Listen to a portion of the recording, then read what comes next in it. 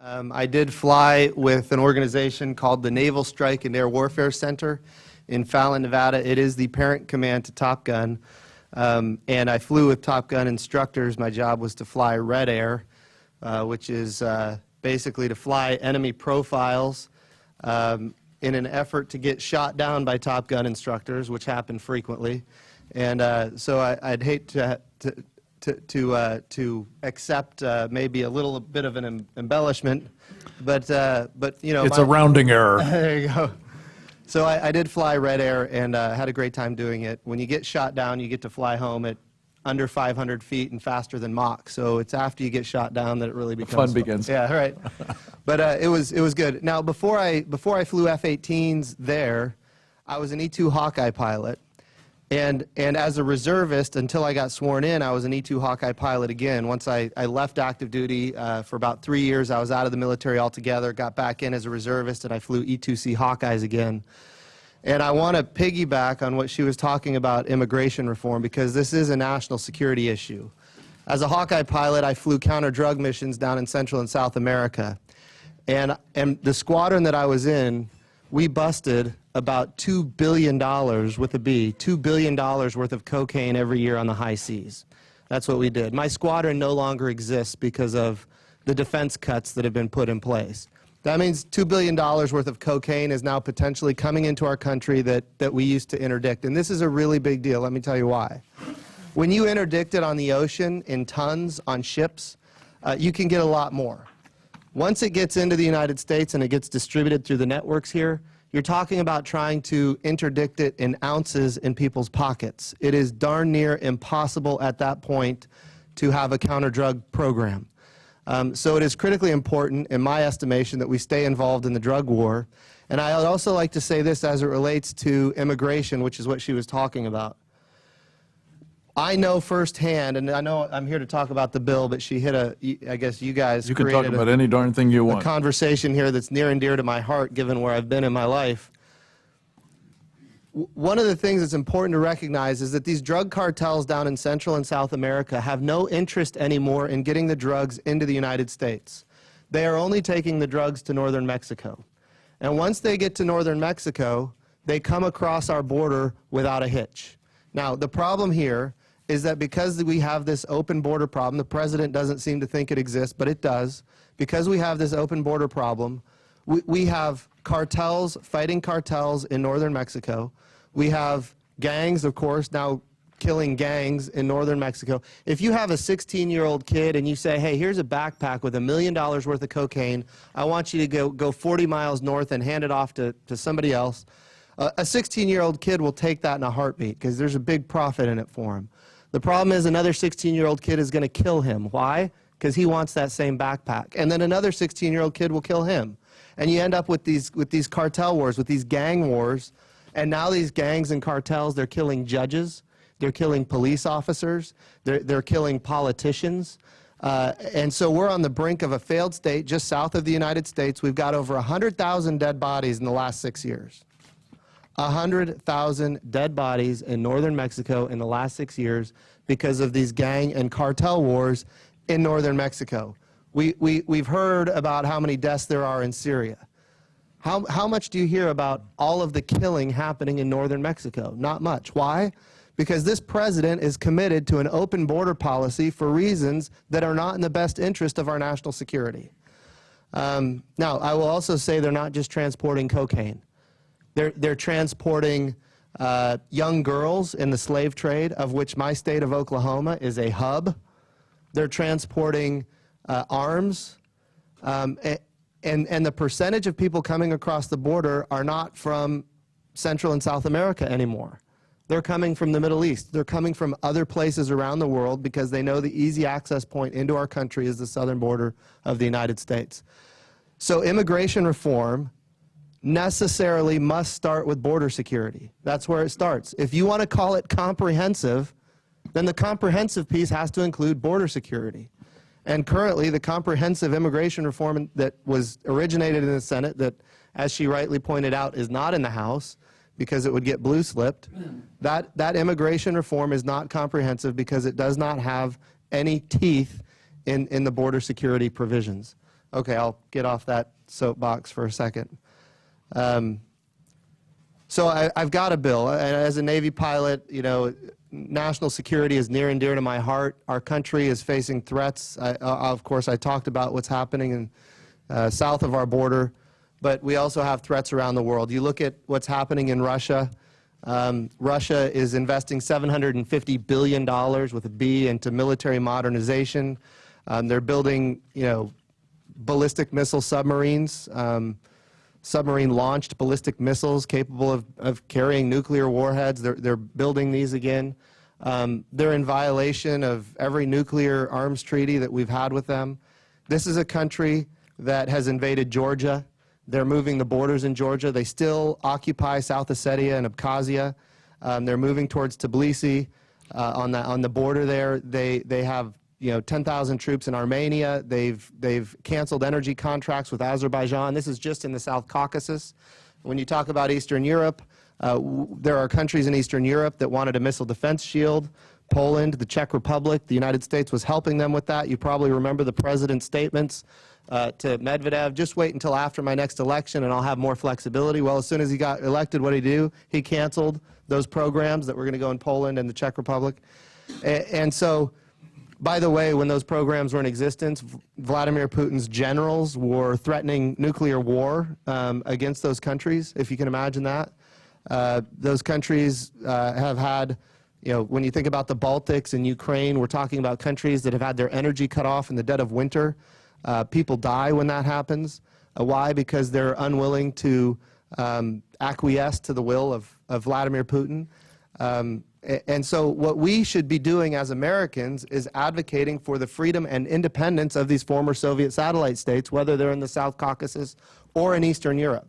Ukraine is a key one. Ukraine is critical. And of course, what happened just last week is devastating, and it shows the lack of our foreign policy capability under this president.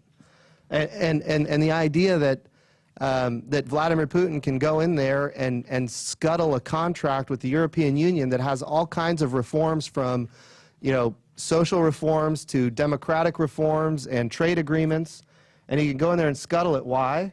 Because if they don't scuttle it, if they have an agreement with the European Union, guess what? We're going to cut off your energy. If you control a nation's energy supply, you control the nation. And if we as Americans believe in the freedom and independence of these former Soviet satellite states, as every president previous to Obama did since the fall of the Soviet Union, including President Clinton, if we have that philosophy that we want their freedom, their independence, and we want economic liberalization. Look, I don't like the word liberal in general, but I am for economic liberalization, and I am for free trade, because that's how economies grow and it's how we build our security apparatus. But when that all gets scuttled because Russia wants to control its former Soviet satellite states, it's a big problem. So there's a threat here from Russia. By the way, they're helping the Assad regime in Syria. They're helping the mullahs in Iran go around the sanctions. This is a country that is doing everything it can. And the President of the United States goes to the east side of the Berlin Wall and he gives a speech. When you're on the east side of the Berlin Wall, you are acknowledging that somebody came before you who knew how to deal with the Russians. So he's on the east side of the Berlin Wall. He gives a speech, and he says we're going to bring down by 1/3 our strategic nuclear deterrent, not considering that bilateral negotiations in today's world don't work anymore. We've got China, we've got North Korea, we've got Iran now, which is, you know, under this president, now they're allowed to peacefully enrich uranium with 9,000 centrifuges. I mean, this is bizarre. 19,000. 19,000. Correct. So this is a huge. I mean, the president seems to just be on the wrong side of every issue as it relates to foreign policy. But he goes to the east side of the Berlin Wall. He says we're going to bring down by 1/3 our strategic nuclear deterrent. He says he wants to negotiate. He wants to talk to the Russians about it, but not necessarily. It doesn't matter if they agree or not. The next day, Vladimir Putin puts out a press release. We're not negotiating. We like our strategic deterrent. And what does the president do? Nothing. Vladimir Putin then goes even further and he gives Edward Snowden asylum. And then the president does something. He goes to the G20 summit. He stands on a stage with Vladimir Putin and he shakes his hand. This is not a nation that is friendly to the United States, and it's not a nation where the president should be standing on a stage shaking his hand. So, going from Russia, obviously we've all seen what's happened recently in China, where they created an ADIZ, an Air Defense Identification Zone, which from a military pilot perspective, I would say it's irrelevant. We fly in ADIZs frequently. We don't identify ourselves. If we're in international air, what we believe to be international airspace, that we recognize as international airspace over international waters, we identify ourselves. If somebody calls us, says identify yourself, we're an American aircraft operating in international airspace, period. And we don't go beyond that. Why? Because we don't recognize that as a place where we're not allowed to fly. And that's true in the Persian Gulf and other places. So what I would say is, what we're seeing in China, in the East China Sea, is just the beginning. What we're about to see in the South China Sea there's even more at stake down there.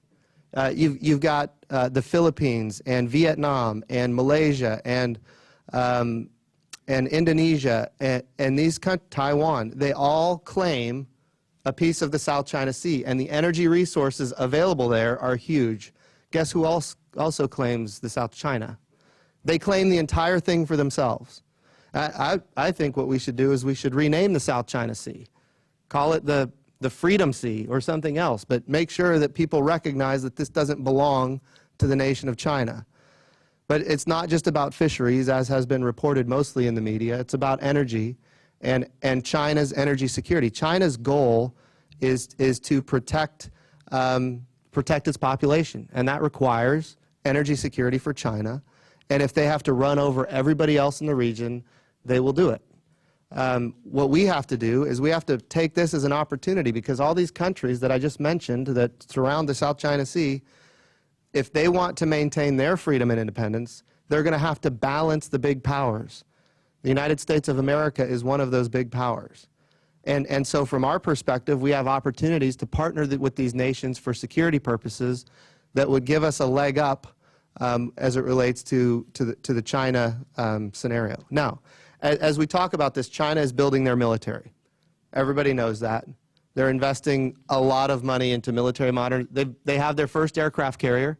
They're building 2 more aircraft carriers indigenously.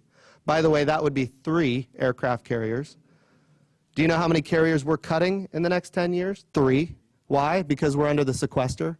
So they are growing at the same rate we are shrinking our defenses. Does this seem like a problem to anybody in this room? This is a big problem. Guess what? We've got 11. We're going down to 8. And they're coming up to 3. We go another 10 years in that direction, they're going to have an advantage on aircraft carriers to us. And they're building, again, submarines that are capable of carrying nuclear missiles. And they will carry, and they're not only building them, they're fielding them. They're putting them out to sea right now. And what are we doing? We're going to have gaps. We have problems at the same time they are building. We're pulling down while they're building. And so what I did is I created a bill. As you said, it's called the Provide for the Common Defense Act. And what this bill does is it takes some of the president's budget requests, his 2014 budget request, he had entitlement reforms in there, including Social Security, chain CPI, means testing Medicare, changing the way insurance is done for farmers. So these are some of the provisions on the mandatory side of the ledger where we can take the president's budget request, institute the president's reforms on the mandatory side of the ledger, and we can save $307 billion over 10 years. And then we just take, of that $307 billion of savings in the president's budget request, we can take $100 billion of that, $108 billion of that, and we can unwind for 2 years the defense sequester, which puts us in a much better position to deal with the current threats and come to some kind of way where we don't have to gut the United States military because of some stupid super committee that failed back, in 2011 and 2012. So these are just some of the thoughts. Again, this bill, and I want to be really clear for some of my libertarian friends, And I consider myself a libertarian, not on defense, but on a lot of other things. I'm a libertarian-minded conservative. For my libertarian friends, this is a critical point. This bill reduces the deficit by $200 billion over 10 years. And anybody who's doing any reporting on this, I'm asking you to make sure that that is one of the top things that you mention. It reduces the deficit by $200 billion over 10 years. It cuts $307 billion from entitlements, and it increases $108 billion for defense spending over 2 years. So, this, I mean, I don't know how you could be against it. You're gonna pay down the deficit by $200 billion over 10 years. You're gonna unwind the defense sequester for 2 years, and you're reforming the entitlement programs that everybody knows are gonna sink our country if we don't get them under control. So that's what the bill does. It's called the Provide for the Common Defense Act, and I'd encourage everybody here to take a look at it and talk to your friends about it, and any members of Congress that you have influence with, make sure they're aware of it. Congressman, thank you very much. You've given us a marvelous tour d'horizon of the reasons for this act, as well as a good description of what it offers. Have you had any conversations with the leadership about this initiative, and where are they, if any place? Well, at this point, what we're trying to, I haven't, and the reason I haven't is because we're in the middle. You've got the budget committee, the conference committee, that's trying to come to a budget resolution, and if they do, then a lot of this might not be necessary.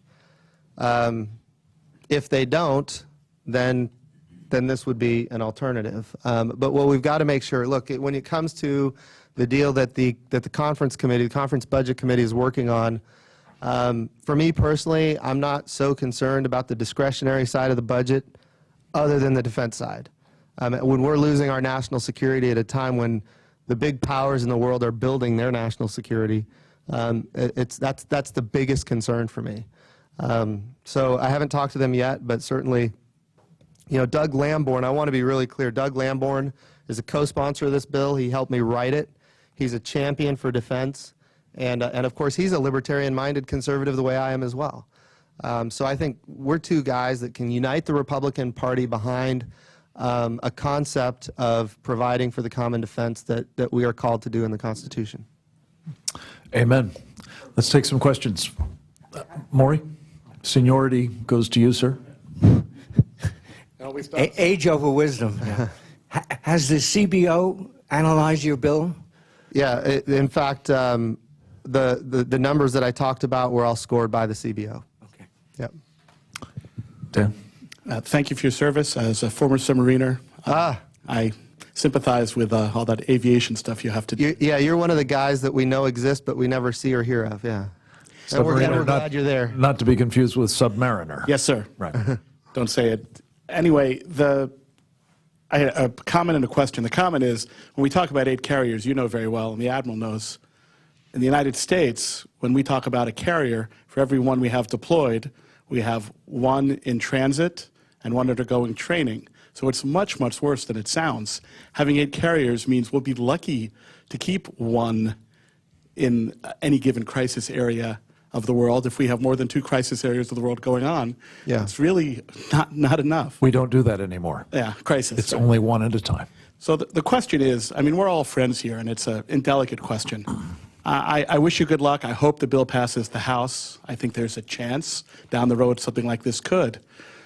But in the Senate, I mean, they're not even going to take it up until we change the Senate. Well, we're going to change the Senate. Yeah, that's just kind of a question about, as a practical matter, those of us who really, everyone in this room cares about national security, and we can come up with any number of things to politically draw the distinction between the parties, but we probably need to do something about the military even before we score political points, because it's in such an emergency condition. Just your comment on that. Yeah, so going to, you're talking about the carriers. Under the sequester, we're going to have to shift our force posture where instead of having, 2 deployed, which by the way isn't enough as it is, but having 2 deployed with 2 ready to go back at home and maybe 1 of them already gone, and 2 ready. So you've got 3 either on the ready or maybe in transit and 2 fully deployed. That paradigm doesn't exist anymore. We cannot, based on our current, force posture, do that. So you're right. This people don't understand what the sequester is doing to our Defense Department and how it really infringes on our national security. And I'll give you some examples. We've got people all over this world, and aircraft carriers having a presence in those regions is critically important for national security. There are tactics that we can, let's say another event like Benghazi were to occur, which in today's world is a threat that is very real. If you had a carrier in the Persian Gulf and one of those states had an embassy that had a challenge, which, as you know, I think we had 18 embassies get shut down just a few months ago because of a threat. If you had a carrier in the Persian Gulf with planes that were ready to launch, you could deal with that really quickly. Now, it doesn't mean you have to drop a bomb. I mean, you don't want to kill innocent people with the bad people. But what you can do is you can fly by really fast, break the sound barrier, scare a bunch of people, and they scatter like cockroaches. We've seen it done before, and that's how you ensure safety. But if you don't have a carrier, we used to have requirements for carriers in the Persian Gulf. And this is what's so frustrating for guys like you and me who have spent our lives in defense of this nation. I spent many months in the Persian Gulf, well over a year in the region. When you think about it, we have shed our blood, we have shed our treasure, we have spent our money securing those shipping lanes and securing the pipelines in the region, so that energy, not because we go to war for oil. Don't make that mistake. We go to war because we believe in freedom, and we believe in free markets, and we believe in free and fair trade. That's what we believe in. And any third world dictator that wants to take control of the Persian Gulf because it's good for his country is not how you advance freedom. So the idea is we have invested heavily in this region. And now what's our presence? Nothing. So you've got Saudi Arabia. They've got to make some decisions. Are they going to rely on the West? Are they going to rely on the United States for security in the Persian Gulf? They can't. So instead of selling their oil to the United States, who are they going to sell their oil to? They have to hedge.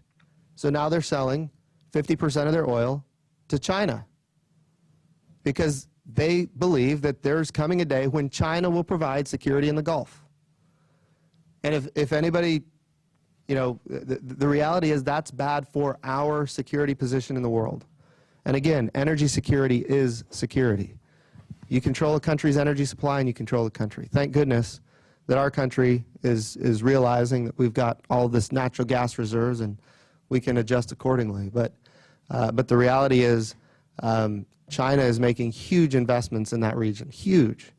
And eventually they will be providing the security in the region. As far as I can, as best as I can predict at this point, they're more likely to do it in the future than we are. Congressman, knowing your expertise and having been in the region, if we had, in regards to the Syrian war, if we'd gone in 18 to 24 months ago, gotten intelligence on all the Syrian air assets, stationed an aircraft carrier off the coast there, and flown sorties and decimated and destroyed their assets, where the opposition had been able to go in and take control of the country, and this game, and in football terms, this ball game would be already over. Yeah, well, let me address this, because this is very near and dear to my heart. I was in the Persian Gulf in March of '03 when the war in Iraq started.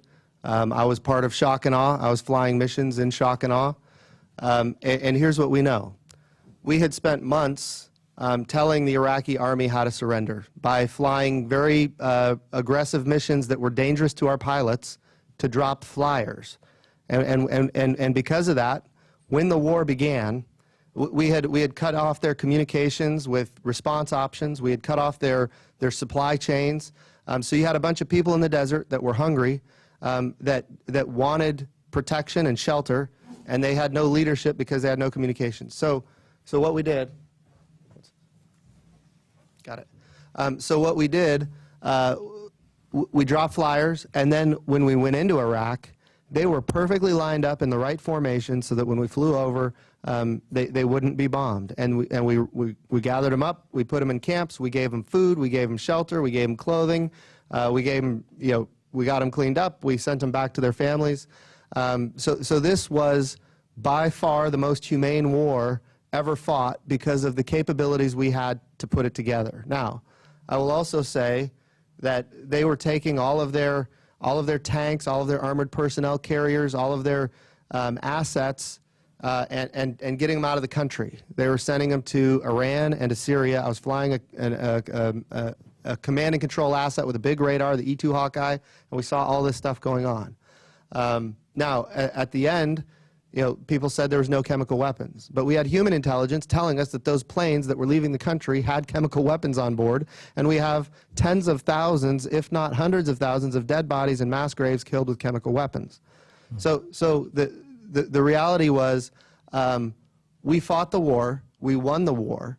I was on the ship that put up the big banner that said mission accomplished. We had done everything that the president had asked us to do. We brought everybody home alive. Our mission was accomplished. We put up that banner ourselves because it was for us.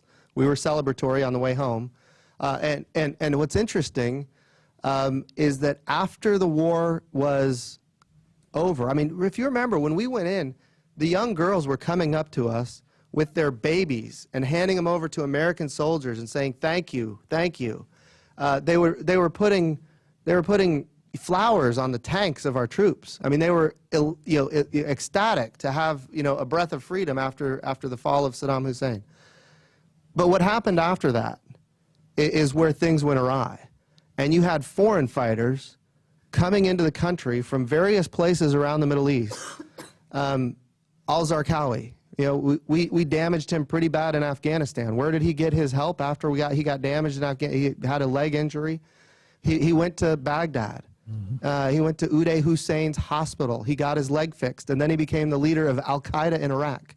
So what happens is, we can go into a country. I mean, we can win a war. That's easy. The hard part is when you have these caliphates, when you have these people, these foreign fighters, these jihadists that come in afterwards.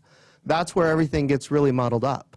And in Syria, had we done that 18 months ago, 24 months ago, as you're talking about, the same scenario would have happened. In fact, the jihadists that are in Syria that it looks like we're arming at this point, those folks are some of the same people we were fighting in Iraq, just 7 or 8 years ago. So the reality is you can go in. The question is, how do you secure the peace afterwards, given that you've got these foreign fighters that are willing to travel wherever it takes just to kill an American soldier or Americans in general. Erin, last question. Great. Thank you very much. I apologize because I came a wee bit late, so I only got to hear some of your comments regarding the border and then on to Asia-China. My first question very quickly is regarding the border. I come from a community that's on the border, and we've been fighting this situation for more than a decade. We've been picking up Korans and prayer rugs off of our land since before 9/11. Cartels now evolving into truly transnational criminal organizations. Yep. It's such that in our community on the border, we are now evacuating our children out of the region because they are now ransom targets. Now, we can't talk about it because if we dare speak out, try to reach out to local law enforcement, the sheriff, or border patrol, someone is going to get hurt. Okay, so it's dead silence in these areas along the border, not too unlike what you see in Mexico. That's the failure of a state. That's what you are describing, a failure of a state where there is complete lawlessness. And that is happening on our border in the United States of America, and nobody is talking about it. Yes, well, there's a very good reason. They've all got guns to their heads. Okay, the other problem is our media, especially those journalists that are anywhere near the border. Anyone from, say, 200, and I'm grossly over generalizing this, but those even American reporters on the American side who try to write about this, they're not. Just like in Mexico, freedom of the press and journalists have been shut down. And I'm also, I'm fascinated how the media worldwide in general never addresses the concerns of their fellow journalists in Mexico, who are the ones who are, at the highest rate of murder rates among journalism is in Mexico. I Yeah. hear you. Okay. No, I hear you. Okay, so anyway, so Mike, very quickly, knowing all this, I'm very concerned about what's happened with Boehner and his hiring this woman from McCain's office, and our other members, our Republican members on the Senate, on the House side, recognizing the significance of what's really going on regarding the border. It's not just a bunch of dreamers coming across, because 1 out of every 4 illegal aliens here, dreamers included, are directly connected to transnational criminal organizations. Okay. Secondly, I spent a number of years living in mainland China. Shorter, please. I'm sorry? Much shorter than that previous question. Okay, I will. China. Okay, I lived in China in Asia for more than 10 years. We in Asia who were in there in the beginning, or in China in the beginning, recognized what China was going to be. I'm concerned that our military to this day continue to grossly underestimate the growth of the military threat of China. They keep saying, well, they're still decades behind us. Okay, but the surrounding countries are, having lived with China in their neighborhood for centuries, is there a recognition and a genuine effort to reach out the surrounding countries, mainly to India, to counter China's influence in the region? Sorry it took so long. That's great. I was just reading in 2014, Asia, not necessarily China, but Asia, will have 37% of the world's economy, which is far bigger than the West. They'll have 37% of the world's economy, and by I think it was 2034, the Chinese economy would surpass the U.S. economy as far as gross domestic product. Now, that doesn't mean per capita GDP. That just means total GDP.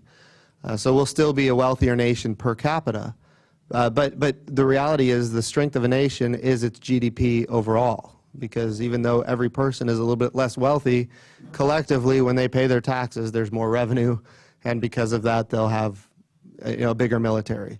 It is clear that China is on the rise, that they intend to use their power and their might. They're going to develop it and they're going to use it to control vast areas of the sea that they have no rights to, that is truly international waters. What we should be doing is we should be balancing China by partnering with Indochina and the ASEAN states for the purposes of security. And if we balanced China with partnerships with these states and we were united in that effort, then we could force agreements where we could have mutually beneficial, extraction of energy from the South China Sea or the East China Sea. But as long as we just capitulate and cower, then guess what? They're going to take control over everything, and that's not the way that you advance freedom and have mutually shared resources as it relates to the sea. So. Or protect our security. Did you want to say anything about the border issue beyond what you said earlier? You came in okay, yeah, sure. So, after Danielle had, Yeah, I know. talked a little bit about it, so just very quickly. Yeah, thoughts so on this. the security issue on the border, of course, I talked ad nauseum about already, but I don't see in the House of Representatives, with Republican majority, any effort to advance the so-called comprehensive immigration reform from the Senate. I don't see that. I don't see the political will to do it. I don't see anybody wanting it. In fact, there's a lot of opposition to it because it doesn't have the border security provisions that are necessary to make it comprehensive. So at the end of the day, I think if we pass anything, we would pass a border security bill, maybe an interior enforcement bill. But the problem with this is, why would we believe that this president would enforce any bill that we pass anyway? Right. We've already passed border security bills long before I got here, and neither President Bush nor President Obama has enforced them. My opinion is, we need a new president. Can we wait the next 3 years? I don't think you get to describe it. I've got to cut you off, Aaron. I'm sorry. I'm going to take the prerogative of the chair, and I'm imposing on Shoshana Bryant, who's been very patient, and I'm anxious to hear her. So we're going to postpone, with Jeff's permission, your presentation to the next time. And Shoshana, you're up next. But hey, I'm sorry about that. Before I let you go, as a self-described libertarian, though, I must say I think anybody who's serious about national security can't be a bona fide libertarian. You may be a small government guy and so on, but you're obviously way too squared away on national security. Well, hold on. You can't have a small government if you're going to be dominated by other countries. Well, it'll be a very small government. Right, That's sure. the problem. It just won't be our government. Right, exactly. Just let me ask you this, because the argument that you hear from lots of your colleagues, I'm Yes, sure, sir. and that infuriates me, I must say, because I sometimes hear it even from people who have some military experience, but mostly not. And that is, with the notable exception of the previous chairman of the Joint Chiefs of Staff, the notion that the greatest threat the United States faces is red ink. That's true. It's the deficit. It's the deficit. No, stay away from that for the moment. No, I agree with that assessment. Well, I mean, And let me talk. Can I talk about that? please, I want you to clarify how you square that then with what you just said a moment ago. Okay. Yeah. So red ink is a very real threat to our national security because right now, the way the budget is going, we will crowd out all defense spending as long as entitlements continue on their current trajectory. So we have to reform entitlements in order to unwind the defense sequester, which is what my bill does. And I'm going to mention. My staffer came over and said I got to mention the name of the bill. It's 3639, Provide for the Common Defense Act, 3639 for anybody who's interested in looking it up. But the key here is, and I want to tell you why the deficit is so important to our national security. Right now we're in a position, literally, we've got so much deficit, $1 trillion annually, $17 trillion debt. We are literally printing money right now to buy the bonds that fund the government. When you have $1 trillion debt, you have to sell bonds to fund it. And when you sell those bonds, somebody's got to buy them in order to have the money to fund the government. And who's buying them? Nobody. 90% of the bonds that we're selling right now are being purchased with newly created money at the Federal Reserve. And when you do this, what happens? Well, when you print the money to buy the bonds, you artificially drive the price of the bonds up. Interest rates are lower than they otherwise would be. This creates an economic catastrophe coming down the track where right now people are investing because of low interest rates into property, plant, and equipment and capital formation artificially because interest rates are low. And at the end of the day, interest rates arbitrate between consumption today and consumption in the future. What should happen when people aren't saving the way they're not saving is interest rates should float up. And what that would mean is that people would save more. And then there would be more consumption in the future. Economically, our country with $1 trillion deficits is really mismanaging the economy today for the economy of the future. And we've seen this before. We saw it back in 2007 and 2008 with the boom and then the bust of the financial markets, the boom and the bust of the real estate market, which was a result of mismanagement of the financial markets. And boy, there's so much to talk about. But I want to go back to this national security issue of the debt. So because you've got the Federal Reserve purchasing all these bonds, there's a position now where we've got these artificially low interest rates, so we can have the Treasury over there selling bonds and having these huge deficits because interest rates are low.